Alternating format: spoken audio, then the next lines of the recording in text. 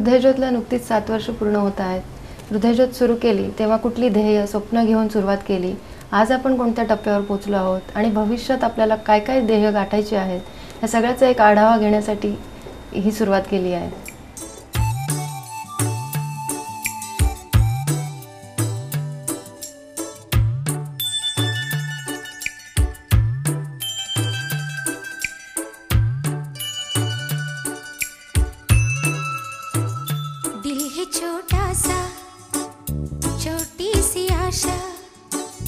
मस्ती भरे मन की भोली सी आशा, चांद तारों को छूने की आशा, आसमानों में उड़ने की आशा, दिल है छोटा सा छोटी सी आशा.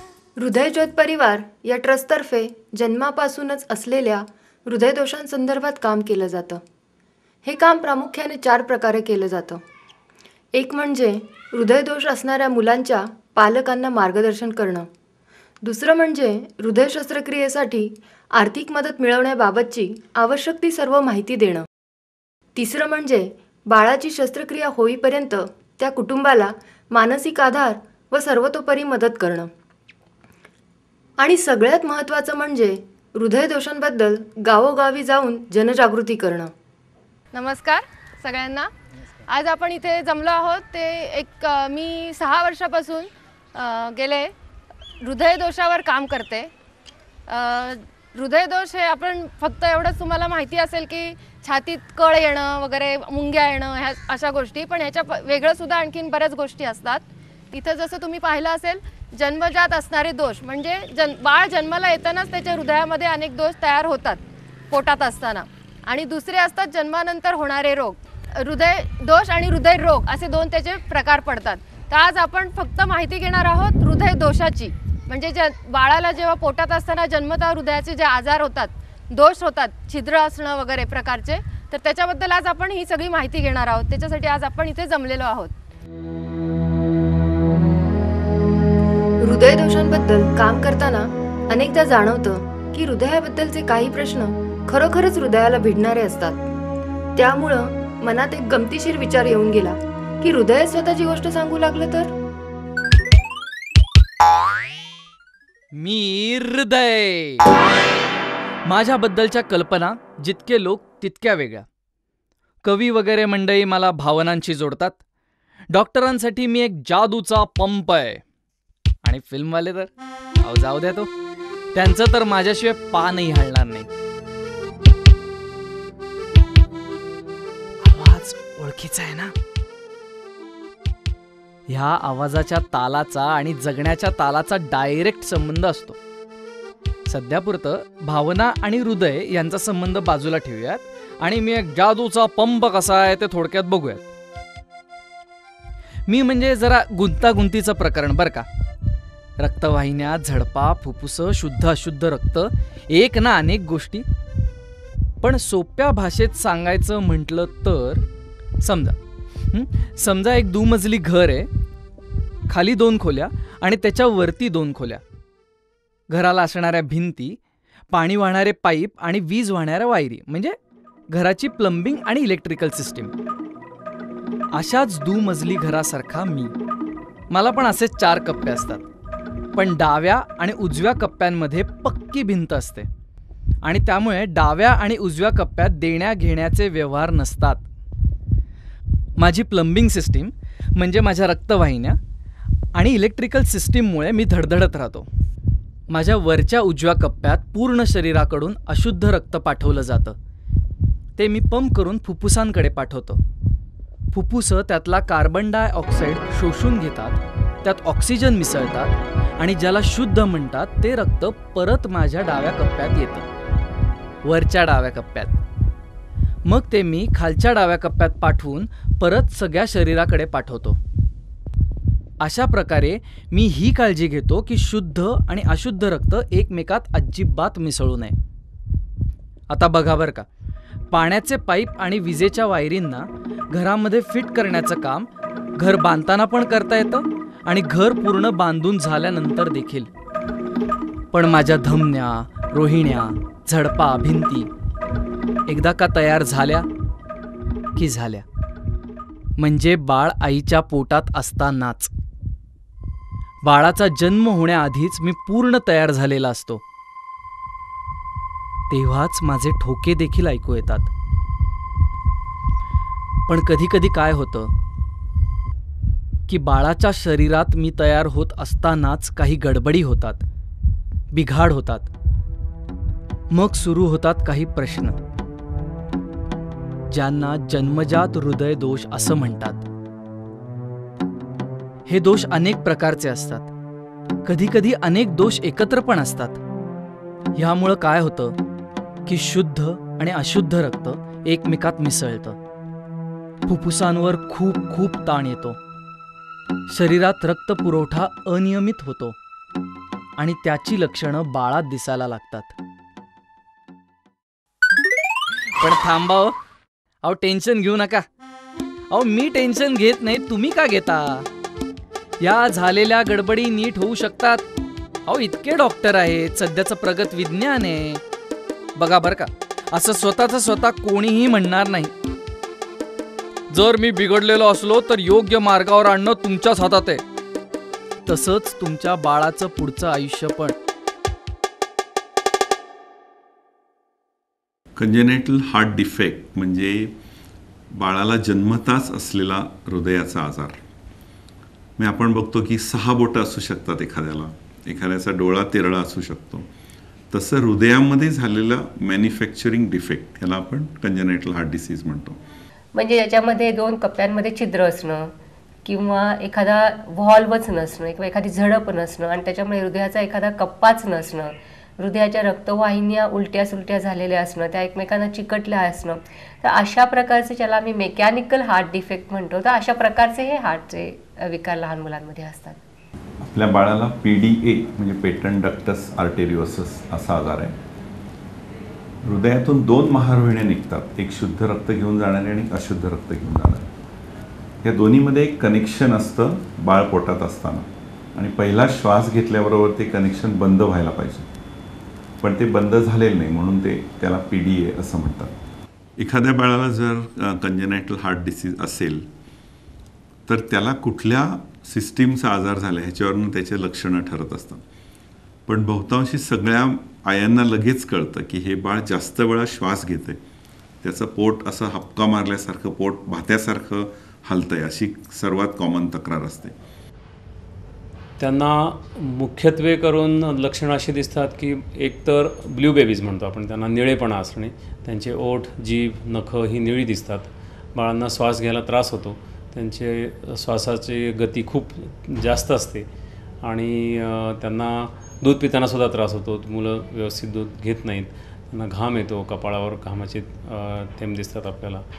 आणि बऱ्याच वेळा काही वय झाल्यानंतर या मुलांचं वजन वाढत नाही, त्यांना वरचेवर सर्दी खोकला किंवा रेस्पिरेटरी ट्रॅक्ट इन्फेक्शन किंवा फुफ्फुसाचा न्यूमोनियासारखे इन्फेक्शनचे हे वरचेवर होत राहतात. हार्टमध्ये मरमर नावाचा एक स्टेथोस्कोपला ऐकू येणारा आवाज येतो, त्यासाठी ही बाळं आमच्याकडे येतात. आणि त्याचं एकदा निदान करण्यासाठी म्हणून साध्या तपासण्यांमध्ये एक एक्सरे असतो छातीचा, ह्याच्यामध्ये हार्टची साईज मोठी झाली आहे का किंवा फुफ्फुसामध्ये जास्त रक्तप्रवाह जातो आहे का कमी जातो आहे का हे कळू शकतं. किंवा ECG असतो, त्याच्यामध्ये हृदयाचा एखादा कप्पा मोठा झाला आहे का, ही तपासणी अगदी साध्या असतात. बाळाचं हिमोग्लोबिन खूप जास्त असेल याचा अर्थ त्याला अशुद्ध रक्त मिळतं आहे, हे आम्ही त्या हिमोग्लोबिनच्या तपासणीवरून शोधू शकतो. सर्वात महत्त्वाची तपासणी म्हणजे एकोकार्डिओग्राफी.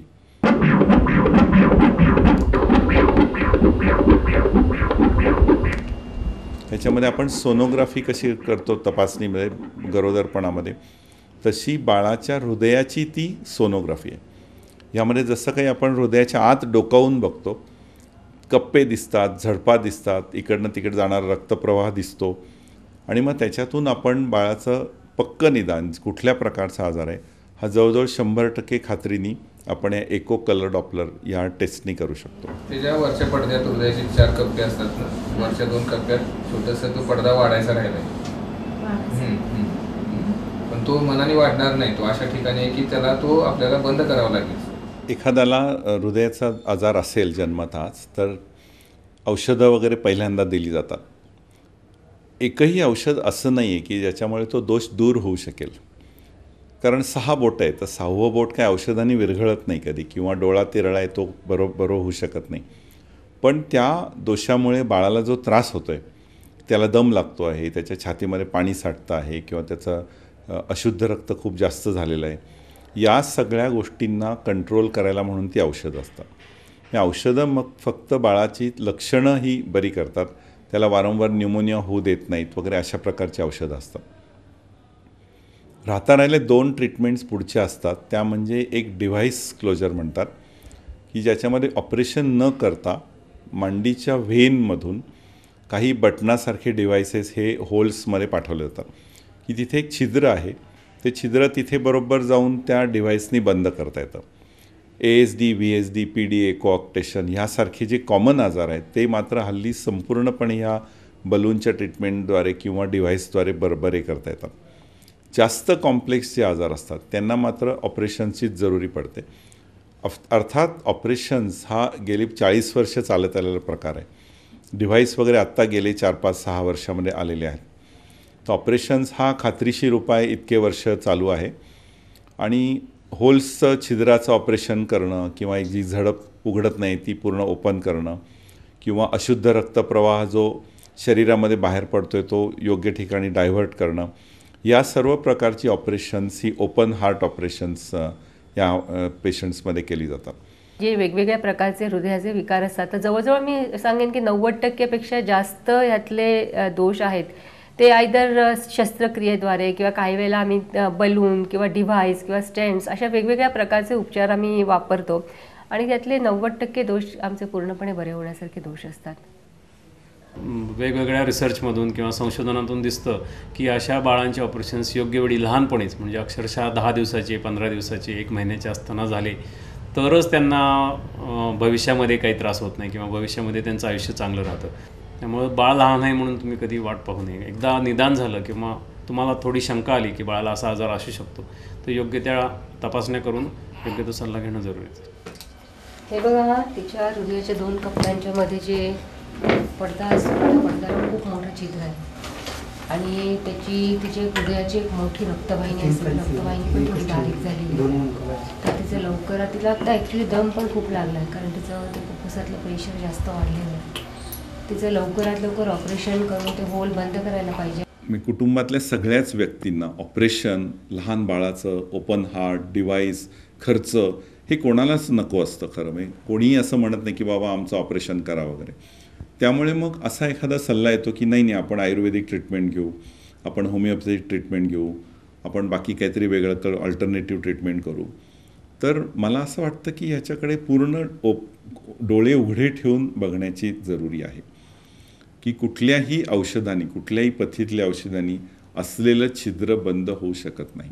एक मुलगी होती की जिचं जन्मल्या असं निदान झालं होतं की तिच्या रक्तवाहिन्या हृदयातल्या उलट्या आहेत, आणि त्याच्यामुळे ती मुलगी खूप निळी होती, आणि तिचं वयाच्या 20व्या दिवशी एक खूप कॉम्प्लिकेटेड ऑपरेशन झालं, ज्याच्यामुळे आम्ही त्या रक्तवाहिन्या नॉर्मल ठिकाणी जाऊन बसवल्या. आज तुम्ही बघितलं तर ती मुलगी 10 वर्षाची आहे. तिचं जवळजवळ नॉर्मल आयुष्य आहे. ती सगळ्या स्पोर्ट्समध्ये भाग घेते. तुम्ही इंटलेक्च्युअली बघितलं तर ती मुलगी पहिल्या 2ऱ्या 3ऱ्या क्रमांकानं असते. पण ह्याचं सगळं श्रेय मला असं वाटतं की तिच्या आईवडिलांना, आणि तिचं ज्या योग्य वेळेला तिचं निदान केलं त्या डॉक्टर्सना त्याचं श्रेय द्यावं लागेल. तिच्या बाबांची खूप इच्छा होती की आपण ही सर्जरी पार पाडायची. म्हणजे मग मी तेव्हा कर्ज घेतलं, माझं स्वतःचं राहतं घर सेल केलं तिच्या सर्जरीसाठी. खोपोलीत होतं तो प्लॉट, आम्ही सेल केला. त्यानंतर माझ्या आईने खूप मदत केली. बाकी संस्थांकडे वगैरे ट्राय केलं, पण कुठून काही मदतीचा हातभार आला नाही. त्यामुळे मग आमच्याच ऑफिसच्या लोकांनी वगैरे मदत करून सगळं पार पाडलं. म्हणजे आम्हाला बरेचदा असं पण जाणवतं की ट्विन बेबीमध्ये दोघांना जर प्रॉब्लेम असेल आणि एक मुलगी असेल आणि एक मुलगा असेल तर मुलाला डेफिनेटली ट्रीट केलं जातं, मुलीला केलं जात नाही. हा नेहमी येणारा आम्हाला अनुभव आहे.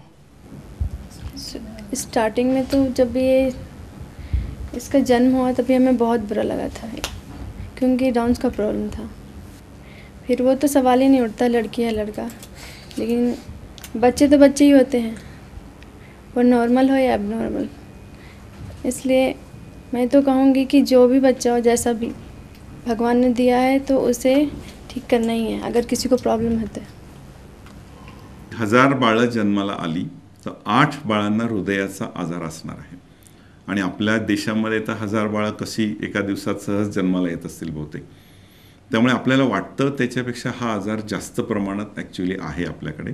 आम्ही साधारण वर्षामध्ये 300 ते 350 शस्त्रक्रिया करतो लहान मुलांच्या.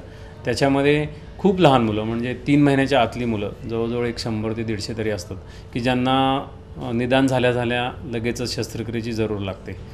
आणि बाकीची मुलं बरीच असतात खरं. सरकारने शाळा तपासणी ग्रामीण आरोग्य योजना याच्यामधून जे निदान केले त्याच्यामध्ये आम्हाला जवळजवळ 500 ते 600 मुलं प्रत्येक जिल्ह्यामध्ये प्रथमदर्शनी तपासणीमध्ये सापडलेली आहेत आणि त्या सर्वांना शस्त्रक्रियेची जरूर आहे. जन्मजात हृदयदोषाचं समाजातील आजचं प्रमाण बघता त्याला प्रतिबंध करण्यासाठी आवश्यक ती माहिती लोकांपर्यंत पोहोचणं खूप महत्त्वाचं आहे. काही गोष्टींबाबत प्राथमिक स्वरूपाची काळजी घेतल्यास या आजाराचं प्रमाण कमी होण्यास मदत होऊ शकते. पण हे सगळं थांबवण्यासाठी पण काही गोष्टी असतात. म्हणजे लग्नापूर्वी काय काळजी घ्यायला पाहिजे, लग्नानंतर काय घ्यायला पाहिजे, गरोदरपणात काय काळजी घ्यायला पाहिजे. तर त्या संदर्भात आज मी आता तुम्हाला त्याच्यात सांगते की लग्नापूर्वी मुलगी वयात आल्यानंतर तिला रुबेला नावाची जी लस असते, इंजेक्शन्स असतात, ते अगदी देणं गरजेचं असतं. दुसरी अशी गोष्ट आहे की जवळच्या नातेसंबंधात म्हणजे आता आपण जिथंही कुठल्याही खेड्यात गेलो आणि पाहिलं आत्याच्या मुलाला मुलगी देणं, मामाला काही ठिकाणी मामाला सुद्धा देतात. बरेच असे लग्न संबंध जुळतात आणि जुळवले जातात. तर हे अक्षरशः म्हणजे चुकीचं आहे. तुम्ही त्याच ह्याच्यामध्ये लग्न करत गेलात तर पुढची पिढी खूप त्यांच्यामध्ये बरेच दोष असू शकतात. फक्त हृदयाचंच नाही, मतिमंदत्व, अपंग, कुठल्याही प्रकारचे दोष निर्माण होऊ शकतात.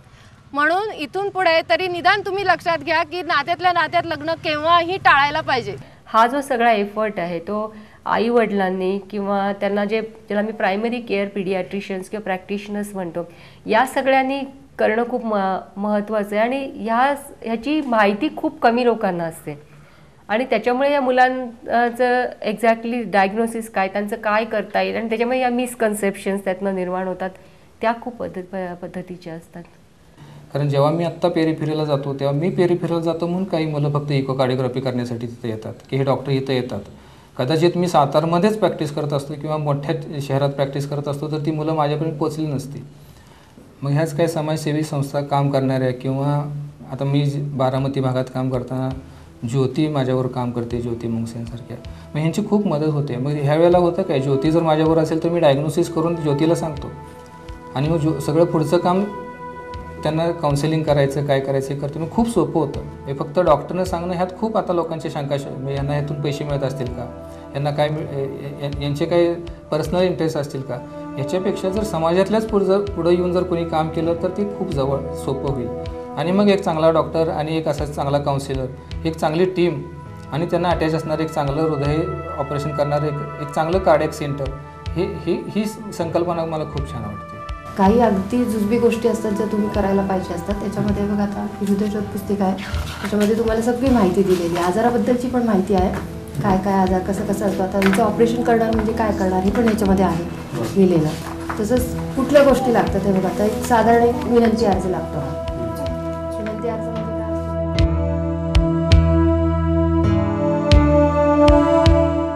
हृदयज्योततर्फे काम करत असताना कधी कधी कुटुंबांना भेटी द्याव्या लागतात. पण आता इथे तपासणी झाल्यानंतर त्यांना त्या दिवशी ऑपरेशन करायला सांगितलंय ना डॉक्टरांनी, त्यांच्याकडे नेलंच नाही का तुम्ही? कुठल्या मुंबईच्या किरणच्या घरी जेव्हा आम्ही गेलो तेव्हा कळालं त्यांची परिस्थिती अतिशय गरिबीची होती आणि सासरचा पाठिंबा नसल्यामुळं किरणची आई त्याला घेऊन माहेरीच राहत होती. असं असून देखील किरणची शस्त्रक्रिया व्हावी म्हणून त्याचे आजी आजोबा खूप धडपड करत होते आणि तिथं असणारे सामाजिक कार्यकर्ते सुद्धा मदतीसाठी तयार होते. त्यामुळं किरण दवाखान्यापर्यंत लवकर पोहोचू शकला.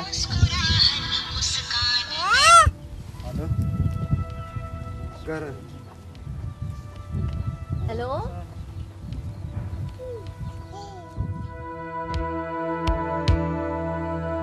यशस्वीची केस ही खरंच यशस्वी झालेली केस आहे. यशस्वी जेव्हा आमच्याकडे आली तेव्हा ती 8 महिन्यांची होती आणि हृदयदोषामुळं तिची परिस्थिती अत्यंत नाजूक होती. तिच्यावर तातडीची शस्त्रक्रिया करण्यासाठी हृदयज्योत परिवारतर्फे आवश्यक ती सर्व मदत करण्यात आली. आज यशस्वी 4 वर्षाची आहे. तिला हसता खेळताना बघण्याचा आनंद शब्दात व्यक्त करण्यापलीकडचा आहे.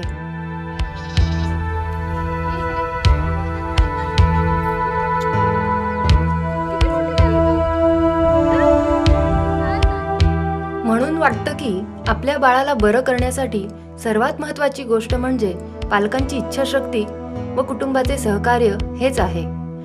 शस्त्रक्रियेसाठी लागणारी आर्थिक मदत मिळवण्यासाठी कुटुंबानं योग्य ती धडपड केल्यास आर्थिक मदत मिळवणं अशक्य नाही.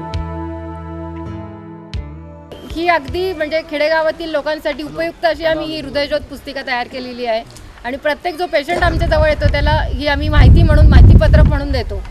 तर ह्याच्यामध्ये कसं आहे की आपल्याला आर्थिक मदत काही बऱ्याच संस्था देतात, त्याच्यासाठी काही कागदपत्र आपल्याला गोळा करावी लागतात. विनंती अर्ज हा जो आपण स्वतः लिहितो तसाच असतो की आपल्याला हा माझा मुलगा आहे, याला असा त्रास आहे, ह्या डॉक्टर ऑपरेशन करणार आहे या हॉस्पिटलमध्ये, ते एवढा खर्च येणार आहे, तर मी असमर्थ असल्यामुळे मला मदत करावी असा साधा विनंती अर्ज आपल्याला लिहावा लागतो. डॉक्टरांचं मेडिकल सर्टिफिकेट असतं की त्या बाळाला काय आजार झाला आहे त्याचं. त्याच्यानंतर डॉक्टरांच्या शस्त्रक्रियेचं खर्चाचं अंदाजपत्रक असतं, म्हणजे साधारण 1 लाख, 1.5 लाख, 2 लाख जसा आजार असेल त्याच्यावर ते लिहून देतात की ह्या ऑपरेशनला इतका खर्च येणार आहे. त्याच्यानंतर शिधापत्रिका, रेशनिंग कार्ड, त्याची जी झेरॉक्स असते की तुमच्या त्या रेशन कार्डवर कोणाकोणाची नावं आहेत त्याचे फक्त झेरॉक्स काढायचे असतात. 5वी गोष्ट आहे रहिवासी दाखला. तुम्ही कुठे राहता, तुमचा पत्ता काय, ह्याच्यासाठी तुम्हाला त्याच्यासाठी तो रहिवासी दाखला लागतो. नंतर तहसीलदारांचा सही शिक्का असलेला उत्पन्नाचा दाखला. ही साध्या गोष्टी आहेत, हे तुम्ही करू शकता. त्याच्यामध्ये परत 100 रुपयाच्या स्टॅम्प पेपरवर पण उत्पन्नाचा दाखला लागतो आणि ह्या सगळ्याची झेरॉक्स करून ते अटेस्ट केलेली लागते. त्याच्यानंतर सरकारी मदतही आहे. ज्याच्याकडे पिवळं रेशन कार्ड आहे त्यांना जीवनदायी योजना लागू होते. त्याच्यामध्ये तुम्हाला 70 ते 90 हजारापर्यंत मदत ही सरकार स्वतः करतं पिवळं रेशन कार्ड असेल तर. त्याच्यानंतर महापौर निधीसाठी तुम्हाला नगरसेवकांचं शिफारस पत्र लागतं. त्याच्यातनंही तुम्हाला 10,000 रुपये, जिल्हा परिषदेतनं 20,000 रुपये अशी मदत ऑपरेशनसाठी दिली जाते. मुख्यमंत्री निधीसाठी तुम्हाला आमदारांचं शिफारस पत्र लागतं, त्याच्यातनं तुम्हाला 20,000 रुपयाची मदत मिळते ऑपरेशनसाठी. नंतर पंतप्रधान निधीसाठी खासदारांचं शिफारस पत्र लागतं. पंतप्रधान निधीतून तुम्हाला 50,000 रुपयापर्यंतची आर्थिक मदत शस्त्रक्रियेसाठी मिळते. आजकाल सर्वच मोठ्या हॉस्पिटल्समध्ये अशा आर्थिक स्कीम्स आहेत की ज्याच्यामुळे एकही ऑपरेशन कोणाकडे पैसे नाही आहेत म्हणून झालं नाही असं होणार नाही. सरकारी स्कीम्स आहेत, हॉस्पिटलच्या स्कीम्स आहेत, बाकी धर्मदायी संस्था आहेत, या सर्वांच्या मदतीने आर्थिक अडचण आहे म्हणून ऑपरेशन झालं नाही असं निश्चित होणार नाही. विज्ञानाची प्रगती आहे, ऑपरेशननंतरची काळजीसुद्धा आता आजकाल खूप ॲडव्हान्स झालेली आहे. अत्याधुनिक प्रकाराने परदेशामध्ये ज्या प्रकारे काळजी घेतली जाते तशीच आपल्या देशामध्ये आता उपलब्ध आहे आणि त्यामुळे लहान मुलांचा आजार असेल किंवा जर काही शस्त्रक्रिया सांगितली असेल तर पालकांनी बिलकुल घाबरून जाऊ नये. आणि यामध्ये सर्वजण तुम्हाला सहाय्य करणारे खूप संस्था आहेत, खूप हॉस्पिटल्स आहेत, डॉक्टर्सही मदत करतात. त्यामुळं तुम्ही बिलकुल घाबरून न जाता किंवा काळजी न करता योग्य त्यावेळी योग्य तो उपचार करून घ्या.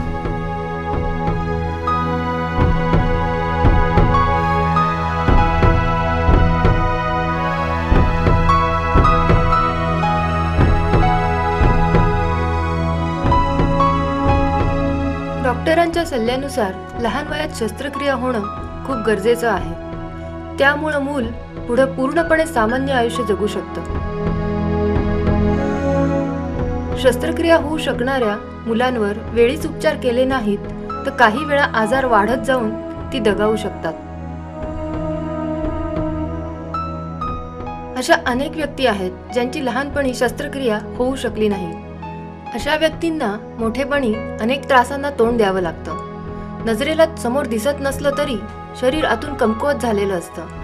पुढचे किती दिवस, महिने, वर्ष आपण बघणार याची खात्री नसते. जगण्याच्या प्रत्येक टप्प्यावरच्या त्या नैसर्गिक भावना, इच्छा प्रत्येकाच्याच मनात असतात. जसं की नोकरी करावी, आपलेही लग्न व्हावं, पण ते शक्यच होत नाही. जगण्याच्या प्रत्येक आव्हानांना एकट्याने तोंड देणं त्रासदायक होत जातं. अशा वेळी वाटतं पालक, डॉक्टर, मानसोपचार तज्ज्ञ यांनी मिळून त्या व्यक्तींशी नीट चर्चा केली पाहिजे. खरं तर हृदयदोषांसोबत झगडणाऱ्या अनेक व्यक्ती एकत्र आल्या तर एकमेकांचं आयुष्य सुसह्य व्हायला मदतच होईल. प्रत्येकाच्या मनात सांगण्यासारखं खूप काही असतं. लोक पत्र लिहून, डायरी लिहून, फोन करून असे आपले मन व्यक्त करत असतात. मलाही बऱ्याच जणांची पत्र येतात. नमस्कार, मी मोहित एकनाथ पाठक. जन्म 26 सप्टेंबर 1989. वय 21 वर्ष. राहणार प्राधिकरण निगडी पुणे. स्वतःबद्दल बालपण नीटचं आठवत नाही, परंतु जन्माला आलेलं माझं आजारपण आईबाबांना स्वस्थ बसू देणार नक्कीच नसेल. मला माझ्या आजारपणामुळे बालवाडीपासूनचं आठवतं. लहानपणी छोट्या मोठ्या पडण्यातसुद्धा सहज फ्रॅक्चर व्हायचं. अनेक वेळा साध्या पडण्यातसुद्धा प्लास्टर्स टाकले जायचे. दोन्ही हात, शोल्डर्स, पाय यांची प्लास्टर्स 2-2, 3-3 महिने असायचे. शिवाय नेहमीचे हॉस्पिटल्स, डॉक्टर्स, सलाईन, इंजेक्शन्स, अनेक प्रकारचे औषधे, गोळ्या यांची जन्मापासून सवय झाली. त्यामुळे बालवाडीपासून आजपर्यंत शाळा, सहली, खेळ, PT, परेड यात कधीही जात आली नाही. इच्छा असूनही ग्राउंडच्या काठावर सावलीतच थांबावे लागे. थोडेसे चालण्यानेही दम लागायचे. या सर्व अनुभवातून स्वतःच्या क्षमतांची भीती असायची. घरात मात्र सर्व बेठे खेळ मिळायचे, परंतु मित्राबरोबर ग्राउंडवर आपणही खेळावे असं वाटायचं. मला हृदयविकार असल्यामुळे माझ्या इतर नातेवाईकांनी माझा फार तिरस्कार केला. त्यांना वाटायचे की माझा हृदय रोगाचा संसर्ग त्यांना होईल म्हणून माझ्याशी वर्षानुवर्ष अबोला धरला. त्यांच्या उलट माझे घरचे व मी जिथे सध्या काम करते ते डॉक्टर गायकवाड हॉस्पिटलमध्ये माझे सहकारी कर्मचारी व माझे मित्रमैत्रीण यांनी मला वारंवार जगण्याची उमेद दिली व देतात. कधी कधी वाटते मी एवढा मोठा मित्रपरिवार देवाकडून मागून घेतला की काय. ज्यावेळेस मी हॉस्पिटलमध्ये ॲडमिट असताना सिस्टर नर्स यांना पाहायचे त्यावेळेस मनात विचार यायचा की आपण पण या मुलींसारखे होऊन जनसेवा करावी. देवाने माझी प्रार्थना मान्य केली व मला आजारी रुग्णांची सेवा करण्याची संधी मिळाली. मला ASD आणि VSD दोन्ही प्रॉब्लेम्स आहेत. शिवाय शुद्ध व अशुद्ध रक्त यांच्या 2 नळ्या असतात, तर मला एकच आहे. त्यामुळे दोन्ही रक्तांची सरमिसळ होते. त्यामुळे फुफ्फुसावर ताण पडतो व दम लागतो. सर्व सहन करूनही मी स्वतःला कार्यक्षम ठेवले आहे. मी सकाळी 3-4 तास वडिलांबरोबर आमच्या दुकानात असते. व्यवसाय फर्निचर पॉलिशचे सर्व मटेरियल मिळते. वडिलांना दुकानात पॅकिंग, कॅन भरणे तसेच सर्व अकाउंट मी बघते. आणि संध्याकाळी पार्ट टाईम 4 ते 8 होमिओपॅथिक क्लिनिकमध्ये सर्व्हिस करते. तिथे ऑर्डरप्रमाणे औषधे तयार करणे, पेशंटची पाकिटे करणे इत्यादी कामे असतात. त्याचप्रमाणे महिला बचत गट चालवते. मेहंदी काढण्याची कला अवगत आहे. मेहंदीच्या ऑर्डरसुद्धा घेते. शिवाय कॉम्प्युटरचे टॅली व MSCITचे कोर्स पूर्ण केले आहे. माझ्या भावाला त्याच्या व्यवसायात मदत करते.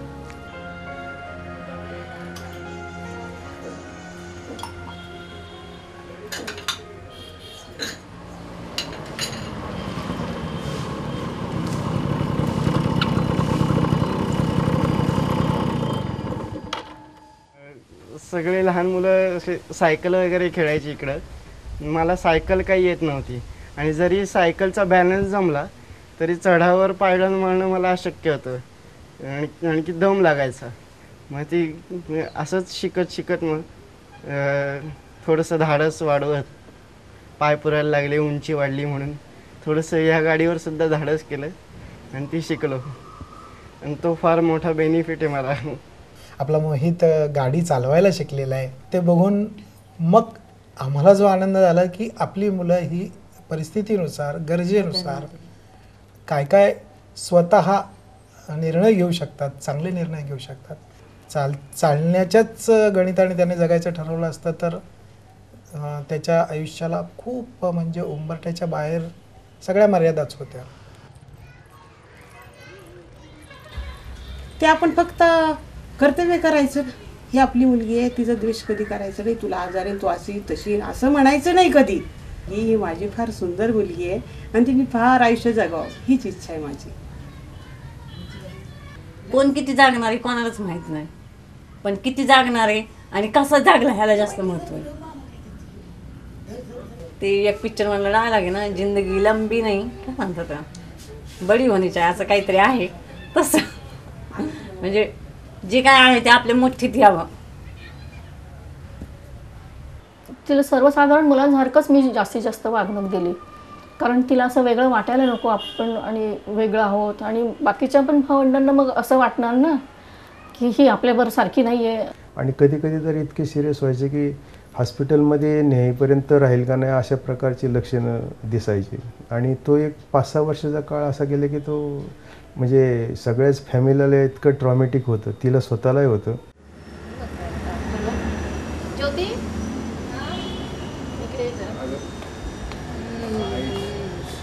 वाजून गेले, तुझी सिरियल सुरू झाली.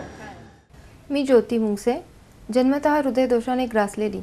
वैद्यकीय भाषेत सांगायचे झाले तर pulmonary hypertension with LTGA and a large VSD and ASD, म्हणजेच हृदयाच्या वरच्या आणि खालच्या 2 कप्प्यांमधील पडद्यांना मोठी छिद्रे आहेत आणि ज्या 2 मुख्य रक्तवाहिन्या फुफ्फुसाला जोडल्या जातात त्या उलट्या दिशेला आहेत. त्यामुळे हृदयात शुद्ध व अशुद्ध रक्ताची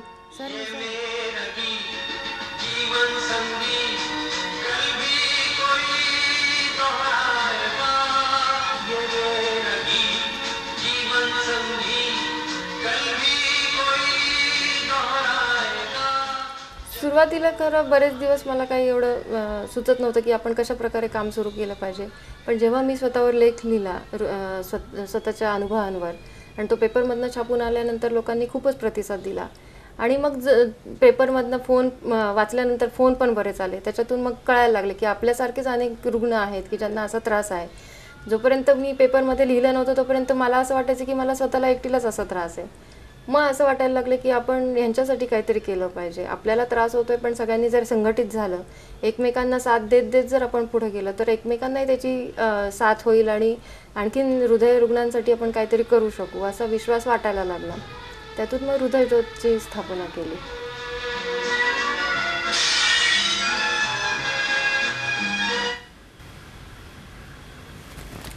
हृदय तुटणं किंवा हृदयाचे तुकडे होणं हे प्रत्येकासाठी किती वेगळं आहे ना.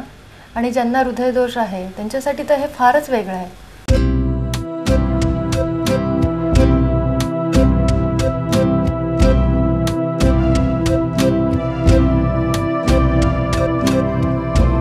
आयुष्य जगायला अर्थातच सगळ्यांनाच आवडत असतं, पण ते एकाच जागी थांबून राहू नये अशीच अपेक्षा असते.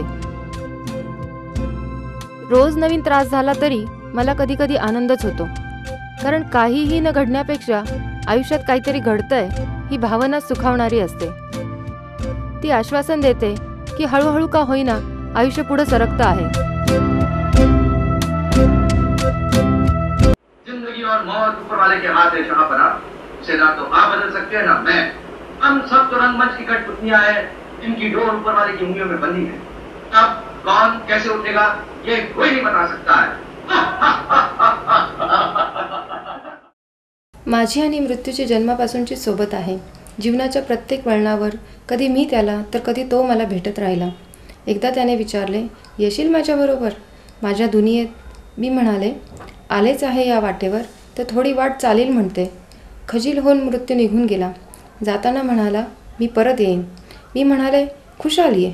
थोडी वाट चालल्यावर परत मृत्यू भेटीला आला. गप्पा मारता मारता म्हणाला, आता तरी येतेस माझ्याबरोबर? मी म्हणाले, थांब थोडं. या वाटेवरचा सुंदर निसर्ग, प्रेमळ माणसं हृदयात साठवीन म्हणते. तो म्हणाला, आत्ता जाईन मी, पण परत येईन तेव्हा तुला घेतल्याशिवाय जाणार नाही. मी नुसतं हसले.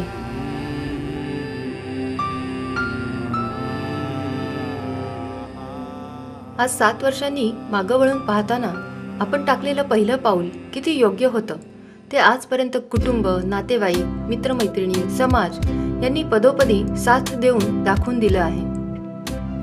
आजपर्यंतच्या वाटचालीतला सर्वात महत्त्वाचा सहभाग हा डॉक्टरांनी दिलेल्या पाठिंब्याचा आहे. त्यांनी कधी कमी पैसे घेऊन तर कधी विनामूल्य सेवा उपलब्ध करून दिली.